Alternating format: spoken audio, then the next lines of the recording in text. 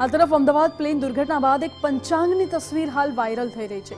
पंचांग में लखाण लख्યું છે कि वायुयान को लेकर अशुभ सूचना मिल सकती है। वायुयान पतन स्थल पर तनाव की स्थिति उत्पन्न हो सकती है।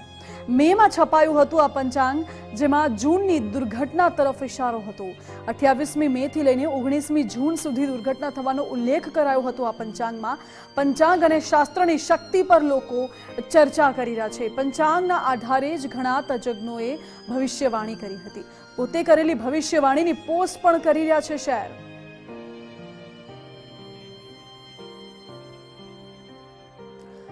અને હાલ આ પંચાંગની તસવીર જે વાયરલ થઈ રહી છે તેને જોતા સવાલો અનેક ઉઠે છે। અમારી સાથે જ્યોતિષાચાર્ય જયપ્રકાશ માઢેર જોડાઈ ગયા છે।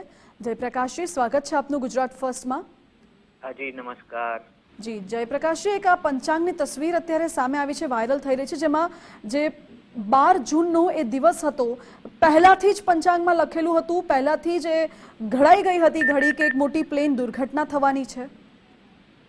હા જી, એ પંચાંગ જે છે એ મેં પણ એનું પાનું જોયું છે। એ સોશિયલ મીડિયામાં ફરે છે, મેં હમણાં જ જોયું આજે।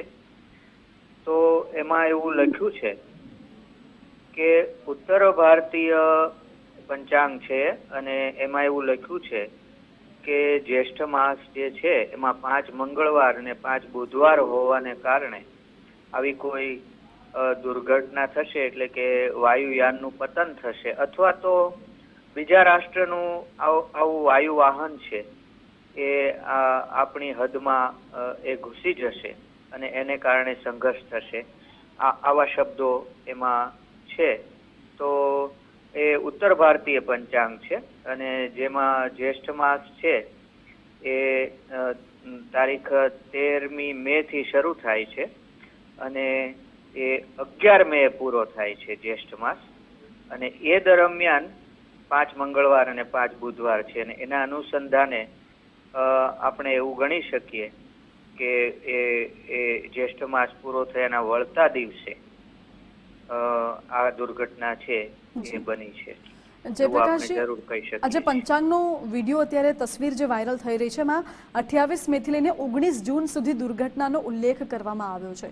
તો શું જ્યોતિષાચાર્યને કોઈ પ્રકારે પહેલાથી એવા સંકેત મળી જતા હશે, પહેલાથી ખબર પડી જતી હશે કોઈ દુર્ઘટના અંગેની?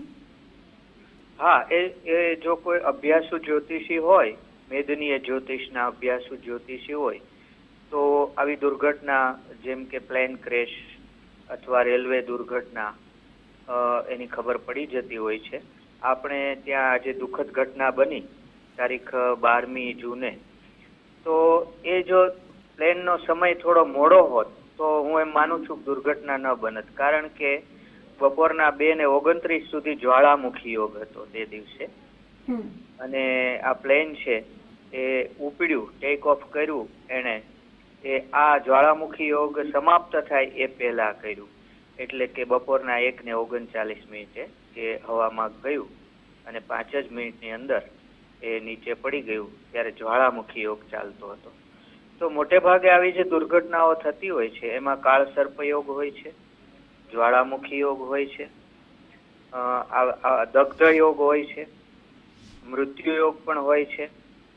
તો આવા બધા જે ખરાબ યોગો છે એમાં હંમેશા યમઘંટ યોગ એ પણ ખરાબ ગણાય છે। તો આવા બધા યોગોની અંદર આપણે મોટે ભાગે મુસાફરી કરતા નથી અને શુભ દિવસ જોઈને જ આપણે બહાર નીકળીએ છીએ કે દવાખાને જતા હોઈએ છીએ। તો તે દિવસે આવો જ્વાળામુખી યોગ ચાલતો હતો અને કમનસીબે આ દુર્ઘટના બની ગઈ છે। જી જયપ્રકાશજી, જ્યારે આ દુર્ઘટના ઘટી એ દિવસ હતો 12/06, એ ડેટ છે 12/06, અને એ સાથે જે બોઈંગ 787 વિમાન, તો આ અંકશાસ્ત્રનું કંઈ ગણિત બેસે છે, આમાં કોઈ કનેક્શન છે આ દુર્ઘટના સાથે? હા હા હા, એ એટલા માટે છે કે 7 છે એ કેતુનો અંક છે। હાલ સિંહ રાશિની અંદર મંગળ કેતુનો અંગારક યોગ ચાલી રહ્યો છે। તો કેતુનો આંક 7 છે, મંગળનો આંક છે 9 છે અને જે તારીખ છે 12/6/2025, એના અંકોનો સરવાળો જો તમે કરશો તો એ અંકોનો સરવાળો છે એ 9 આવશે, એટલે મંગળનું ઇન્વોલ્વમેન્ટ બતાવે છે. જે આમ 18 આવશે, પણ 8 ને 1 9 થઈ જશે. અને આ જે 7નો આંક છે એનું પણ ઇન્વોલ્વમેન્ટ આમાં જોવા મળે છે. તમે જુઓ કે ભારતીયો કેટલા હતા, 169. એના અંકોનો સરવાળો આપણે કરીશું તો 6 ને 1 7 ને 9 16, 6 ને 1 7 એ કેતુનું ઇન્વોલ્વમેન્ટ બતાવે છે. મૃત્યુ આંક તમે જુઓ તો એ 241 છે, તો એના અંકોનો સરવાળો પણ 4 ને 2 6 ને 1 7 થાય છે. તો એ કેતુનો આંક છે. અને મંગળનો આંક છે 8, તો એ 8નો જે અંક છે અને 7નો અંક એ મંગળ અને કેતુનો જે અંગારક યોગ હાલ ચાલી રહ્યો છે સિંહ રાશિમાં એ બતાવે છે. અને આ ગ્રહોને કારણે જ આવું બનતું હોય છે. પણ આપણે આવી વિમાનની જે આ ફ્લાઇટો છે કે આવી અટકાવી શકતા નથી, એ તો એના રાબેતા નિયમ મુજબ એ ચાલતી હોય છે. તમને બીજી વાત કરું તો આ જે મંગળ કેતુની મેં વાત કરી એ સિંહ રાશિમાં એનો અંગારક યોગ છે. હવે સિંહ રાશિનું ઇન્વોલ્વમેન્ટ પણ આમાં જોવા મળશે. સિંહ એટલે મ અક્ષર, તો માં મેઘાણીનગર છે જ્યાં દુર્ઘટના બની છે. પછી મેડિકલ હોસ્ટેલ છે, ત્યાં આ વિમાનના ભાગો પડ્યા છે, વિમાન ઘસાણું છે. અને મેડિકલનું જે મેશ છે ત્યાં બન્યું છે. એટલે બધું ગ્રહો રાશિઓ ઉપર હોય છે, પણ એના પ્રતીકો નીચે હોય છે. અને એને આધારે આપણે એનું એનાલિસિસ કરી શકીએ છીએ આ ઘટનાનું. અને આવી રીતે અનેક ઘટનાઓનું એનાલિસિસ કરવામાં આવે તો ત્યાર પછી આગળ ઘટના બને એ પહેલા પણ આપણે કહી શકીએ કે ભાઈ આવી ઘટના બનવાની હવે સંભાવના એ રહેલી છે. જી જયપ્રકાશજી, બિલકુલ આપ જોડાયેલા રહેજો અમારી સાથે. મારી સાથે મારા સહયોગી ધર્મેશ વૈદ્ય જોડાઈ ગયા છે લાઈવ. ધર્મેશ, આજે દુર્ઘટના ઘટી છે તેનું પંચાંગ સાથે તો કનેક્શન છે. પંચાંગમાં પહેલાથી જે જાણકારી આપી દેવામાં આવી હતી કે આવી કોઈ વિમાન દુર્ઘટના આ સમય દરમિયાન થશે, સાથે અંકશાસ્ત્ર સાથે પણ એક કનેક્શન છે. માનસી, શ્રદ્ધાનો જો વિષય તો પુરાવાની સી જરૂર. જે દુઃખદ ઘટના અમદાવાદમાં બની, અમદાવાદની ભૂમિ ઉપર બની, એ પછી એનું જો વિશ્લેષણ શાસ્ત્ર અને શાસ્ત્ર તરીકે, જેને કહેવાય શાસ્ત્ર તરીકે જો જોઈએ તો પંચાંગમાં એક ઉલ્લેખ છે. એ ભલે ઉત્તર ભારતનું હોય, પણ એ ઉલ્લેખ હતો કે જે કહેવાય કે હવાઈવાળી જે વાત છે એનો ઉલ્લેખ છે. એ પહેલાંની તમને જો ઘટના કહું તો જગન્નાથ મંદિરના ગરુડની ધ્વજા, જ્યારે આ ધજાનો વાયરલ વિડીયો થયો, આપણે સ્પેશિયલ એમનું માટે ડિબેટ કરી અને પૂછાવ્યું હતું પણ પંડિતોને. અને એ સમયે મેં એક ઉદાહરણ પણ ટાંક્યું હતું કે એક વાવાઝોડામાં સોમનાથનું ત્રિશુલ પડ્યું હતું. અને એ 1-2 વર્ષ જે સોમનાથ આસપાસના જે છે તીર્થધામમાં વેરાવળ અને સોમનાથ બહુ અનહોની થઈ હતી. અને જેને કહી શકાય કે જે આફત હોય એ આફત એ વિસ્તારમાં આવતી હતી. આવું જ તમે જુઓ તો ગરુડવાળું બન્યું ત્યારે પણ આ ચર્ચા હતી. આવા સંજોગોમાં જ્યારે પંચાંગ ભલે ઉત્તર ભારતનું હોય, પણ એમાં ઉલ્લેખ કરેલો છે મંગળ અને બુધનો. અને બીજી સૌથી વાત એ છે કે રાહુ કેતુની યોગી જે યોગ છે એમાં અમદાવાદની 37 વર્ષ પહેલાની ઘટનાના ગ્રહ યોગ પણ સામેલ છે. કદાચ જયપ્રકાશભાઈ સાંભળતા હોય તો એમને પણ પૂછજો કે જે 37 વર્ષ પહેલા બની અમદાવાદ નરોડાવાળી, ત્યારે પણ આ જ રાહુ કેતુના યોગ હતા. એટલે લોકો માને કે ન માને, પણ આમાં તમે જુઓ તો કેટલા લોકો તો જો બચી ગયા હોય તો એનું તમે કારણ જુઓ તો આપણે વિચાર કરીએ કે એમની પોતે ટ્રાફિકમાં મોડા પડ્યા અને એમની ટિકિટ ફ્લાઇટ ટેકઓવર થઈ અને ત્યારે એમને ગુસ્સો પણ આવ્યો. ભૂમિ ચૌહાણ, હું ઉલ્લેખ કરું છું, એમને પાસ ફાડ્યો, પણ જ્યારે 10 મિનિટ પછી ખબર પડી કે હું ખરેખર આ મોટી ઘટનામાંથી બચી જ. આવી જ રીતે એક સાવલિયાભાઈ, એ પોતે જવું હતું, બધી તૈયારી, અને છેલ્લે એમણે ન જવાનું નક્કી કર્યું. અને જેટલા લોકો તમે જુઓ, કેટલાક જે કમનસીબી જે હદભાગીઓ છે એ લોકોનું તમે એક એક વસ્તુ તમે એનું જે સ્ટોરી વાંચો તો એટલી દુઃખદાયક છે કે જ્યારે એક પરિવાર પતિ પત્ની સાથે પોતાના દીકરાના પદવીદાન સમારંભમાં લંડન જતો હોય. અને બીજી સૌથી મોટી વાત કે આવા સંજોગોમાં આ ગ્રહયોગ ભાગ ભજવતા જ હોય છે. તમે જુઓ કે કાલની ગરમી પણ હેવી હતી, એમાં ફ્યુલ વધુ હતું, અને આ બધું જ કારણ સત્તાવાર રીતે પણ જાણવા મળી રહ્યું છે. બીજા કારણો તો હવે આવશે. પણ તમે જુઓ કે જે રાહુ કેતુની જે યુતિ છે એ યુતિમાં જે થવાનું હતું એ અગાઉથી જ્યોતિષશાસ્ત્રો મુજબ કહેતા હતા. કેટલાક મીડિયાઓ લેતા હતા અને કેટલાએ ન પણ લીધું હોય. પણ હકીકત એ છે કે શાસ્ત્રમાં જે આવ્યું છે, જે કદાચ આમને કોઈ લેવા દેવા ન હોય, જે જ્યોતિષી પણ એમના મુખેથી જે બધું નજર સમક્ષ આવતું હતું એ આવ્યું છે. અને તમે એ ગરુડની ઘટના જો સોમનાથનું ત્રિશુલ જ્યારે વાવાઝોડા વખતે 86માં કે જે બન્યું હતું ત્યારે જે આફત ગણો કે અત્યારે જે ઘટના બની રહી છે, તમે જુઓ કે વિશ્વના કેટલા દેશો યુદ્ધમાં થઈ રહ્યા છે. આ પણ તમે કદાચ ગ્રહયોગનો જ ભાગ છે. એટલે શાસ્ત્રની દ્રષ્ટિએ, પંચાંગની દ્રષ્ટિએ જોઈએ તો કાલનો દિવસ કદાચ ભારે હોઈ શકે અને એનો ઉલ્લેખ આ પંચાંગમાં જોવા મળી રહ્યો છે. જી માનસી. જી ધર્મેશ, બિલકુલ. એટલે જયપ્રકાશ, જેમ કે મારા સહયોગી ધર્મેશે પણ કહ્યું કે 37 વર્ષ પહેલા જે ઘટના ઘટી હતી અમદાવાદના નરોડાવાળી, શું એમાં પણ અંકશાસ્ત્ર આ જ પ્રકારનું છે? શું એનું પણ આ ઘટના સાથે કનેક્શન છે? બેન, હું નિખાલસતાથી તમને કહું તો એ જે ઘટના છે એનાથી હું પરિચિત નથી, મને એનો ખ્યાલ નથી. પણ આ જે ઘટના છે એ મંગળ કેતુને સિંહ રાશિમાં જે ભેગા થયા છે એને લીધે જ છે. એનું કારણ કહું કે આ પ્લેનનો જે નંબર છે એ જુઓ તો VTNB 3627 એટલે કે 3627. હવે એના અંકોનો સરવાળો કરશો તો 3 + 6 + 2 + 7 એટલે થશે 18 અને 8 ને 1 9. તો આ મંગળનું ઇન્વોલ્વમેન્ટ છે. મંગળ છે ને એ વિસ્ફોટક ગ્રહ છે, એ આગ્નેય ગ્રહ કહેવાય છે, એનું નામ જ અંગારક છે. અને એ કેતુ સાથે ભળે ત્યારે એ વધારે એની બહુ ખરાબ અસરો થતી હોય છે. તો એ આ મંગળનું ઇન્વોલ્વમેન્ટ બતાવે છે. પ્લેન જે ઉપડ્યું એ પ્લેન હવામાં ગયું એ સમય જે છે એ બપોરના 1:39 એટલે કે 13:39. એના અંકોનો સરવાળો પણ આપણે કરીએ તો 1 + 3 + 3 + 9 એટલે 16 આવશે અને 6 ને 1 7 એટલે એ કેતુનું ઇન્વોલ્વમેન્ટ બતાવે છે. જયપ્રકાશજી, એમ કહેવાય છે કે એમ તો દરેક તાળાની કોઈક ચાવી હોય જ છે. તો શું આ જે જ્યોતિષશાસ્ત્રમાં લખેલું છે કે આ દુર્ઘટના ઘટવાની છે એની કોઈ ચાવી છે કે આ દિશા સાથે કોઈ લેવા દેવા છે કે પશ્ચિમ દિશામાં ન જવું કે ઉત્તર દિશામાં જવું, એનું એવું કોઈ ગણિત હોય છે?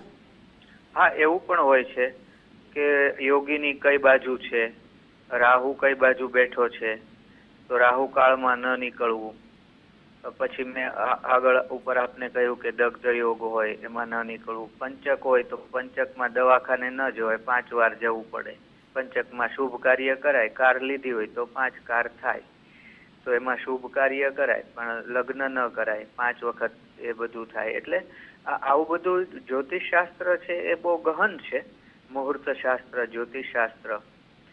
પણ એને આધારે ઘણા લોકો હવે ચાલતા નથી. આ જમાનો ઉતાવળનો થઈ. જી જયપ્રકાશજી, આપ જોડાયેલા રહેજો અમારી સાથે. મારા સહયોગી ધર્મેશ જોડાયેલા છે મારી સાથે. ધર્મેશ, આપે હમણાં વાત કરી કે શસ્ત્ર અને શાસ્ત્ર, અને ખાસ કરીને જ્યારે આ દુર્ઘટના સર્જાઈ છે એ શાસ્ત્રમાં પણ લખેલી હતી, પંચાંગમાં પણ લખેલી હતી, એ તસવીર સામે આવી છે. આપ કઈ રીતે જુઓ છો? મેં આપને કહ્યું કે શસ્ત્ર અને શાસ્ત્રો પૂજનીય છે અને એટલે જ આપણે જોવો કે દશેરાએ જે શસ્ત્રોની પૂજન થાય છે એ પરંપરાગત છે, વૈદિક દ્રષ્ટિએ છે. આવી જ રીતે તમે શાસ્ત્રોની વાત કરો તો પંચાંગ અલગ અલગ રીતે કેટલાય પ્રકારના પંચાંગો અલગ અલગ પ્રદેશમાં પણ નીકળે છે. અને એ પંચાંગ તૈયાર કરવામાં લોકો માનસી દિવાળી પહેલાં, સૌથી પહેલાં નવરાત્રી પછી લોકો પંચાંગની રાહ એટલે જોતા હોય છે. અને પંચાંગની રાહ જોતા હોય છે એમાં જે ઉલ્લેખ હોય છે એ ઉલ્લેખમાં તમે જુઓ કે આ જે પંચાંગ અત્યારે સોશિયલ મીડિયામાં જોવા મળે છે એ ભલે ઉત્તર ભારતીય હોય પણ એમાં એમણે જે લખ્યું છે કે આવી અનહોની બનશે, એટલે એક સંકેત આપે છે. આ શાસ્ત્રો હોય કે જ્યોતિષાસ્ત્ર સંકેત આપે. પછી ક્યારે શું બનશે, તમે વિચાર કરો, આખા દેશ કે વિશ્વની વાત કરતા હોય ત્યારે અમદાવાદની ભાગોળે આ બનશે. અને સૌથી મોટું દુઃખદ તો એ છે કે બીજે મેડિકલમાં જેના છોકરાઓ છે એ ભાવિ ડોક્ટરો હતા, એ મેસમાં જમવા આવ્યા હતા અને ત્યાં આવીને મોત ટપકશે હવાનું, ઉડતું મોત આવ્યું જે કહેવાય. આ તમે જુઓ તો આ એક કદાચ હું માનું છું કે આ યોગ અને જે ગ્રહો યોગ છે એનો સૌથી મોટો ભાગ છે.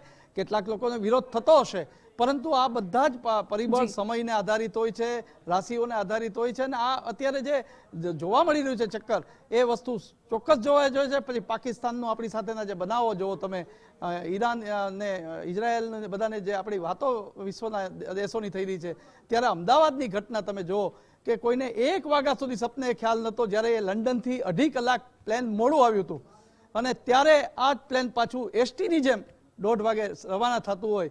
એ વિચાર તો કરો ને, એ જ પ્લેનમાં અનહોની થાય. આ બહુ મોટી વાત છે. જી ધર્મેશ, બિલકુલ આપ જોડાયેલા રહેજો મારી સાથે. આ સાથે જ જ્યોતિષ શાસ્ત્રી આપનો આભાર માનું છું.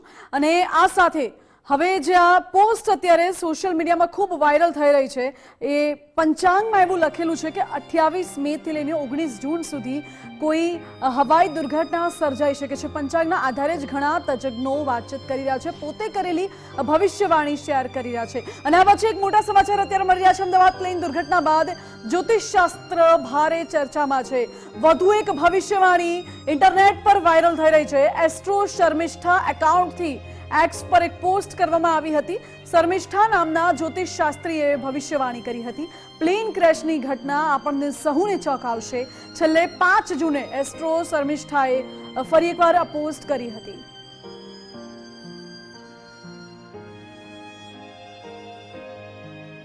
ધર્મેશ મારી સાથે જોડાયેલા છે. ધર્મેશ, એસ્ટ્રો શર્મિષ્ઠા નામના એક એકાઉન્ટ પરથી 5 જૂને આ પોસ્ટ કરવામાં આવી હતી. એટલે શું એ જ્યોતિષશાસ્ત્રને પહેલાથી અંદાજો આવી ગયો હશે, પહેલાથી સંકેત મળી ગયા હશે કે આવી કોઈ ગંભીર દુર્ઘટના સર્જાવાની છે?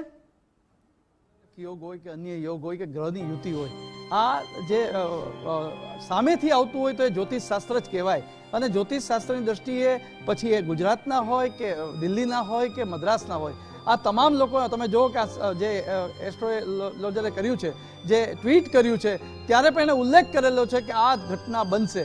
આ જ ઘટના ગુજરાતની ભૂમિ અને અમદાવાદ જેવા મહાનગરમાં ઇન્ટરનેશનલ એરપોર્ટ હોય ત્યાં બનવાની હશે. એ તમે યોગાનુયોગ જુઓ તમે કે એ જે દિવસો હતા એ દિવસો એ જ રીતે આ ઉત્તર ભારતીય પંચાંગમાં પણ આ 28 મે થી જે દિવસો ભારે છે, એટલે જૂન સુધીના જે દિવસો છે એ દિવસો એકદમ કપરા અને ગ્રહની દ્રષ્ટિએ, એટલે એમણે એને પોતાનું એક નિર્દેશન આપે. એમણે કોઈ એવો હતાહત થાય એવી વાત નથી કરી. એમણે પોતાના એના મનમાં જે આવ્યું છે ગ્રહ જોયા પછી કે આ વસ્તુ થાય એવું લાગી રહ્યું છે, અને એ એમણે જ્યારે આ સોશિયલ મીડિયાના પ્લેટફોર્મ ઉપર કર્યું અથવા પંચાંગમાં કર્યું હશે. પંચાંગ તો તમે જો તો કેટલા વખત પહેલા તૈયાર થયું હશે, ત્યારનું એમણે જો ઉલ્લેખ કર્યો હોય તો આ શાસ્ત્રને માનવું જ પડે. અને એટલે જ હું આપણે કહું છું કે શાસ્ત્ર આધારિત કંઈક વાત થતી હોય તો માનવું પડે. હું માનું છું કે વૈજ્ઞાનિક અને ડિજિટલ યુગમાં આપણે છીએ, પરંતુ તમે જુઓ કે જ્યોતિષશાસ્ત્રમાં જે લોકોએ કીધું એને કોઈ એક અંદેશો આવી ગયો હોય, સંકેત આવી ગયો હોય, અને એવો સંકેત એ આ તમે કહો છો એસ્ટ્રોલોજરને પણ છે, જયપ્રકાશ માઢકને પણ થયો હતો, અન્યને તમે જુઓ અને આ પંચાંગ જુઓ, આ બધું જ તમે ગણિત જુઓ તો આ અનહોની વિમાનની દુર્ઘટના અમદાવાદની ભૂમિ પર થઈ છે. એ કાંઈક ગ્રહોએ ભાગ ભજવા એવું લાગી રહ્યું છે. જી ધર્મેશ, બિલકુલ આભાર આપનો. એટલે ક્યાંક ને ક્યાંક એ ગ્રહો, એ શાસ્ત્ર પણ અહીં જોવા મળી રહ્યું છે. જે અર્થશાસ્ત્ર હોય, અંકશાસ્ત્ર હોય, એ જ્યોતિષશાસ્ત્ર, એ તમામ શાસ્ત્રો જેમને એ જ્યોતિષશાસ્ત્રોને તો પહેલાંથી જાણ થઈ ગઈ હતી, એ પોસ્ટ પણ અત્યારે ક્યાંક ને ક્યાંક વાયરલ થઈ રહી છે સોશિયલ મીડિયામાં.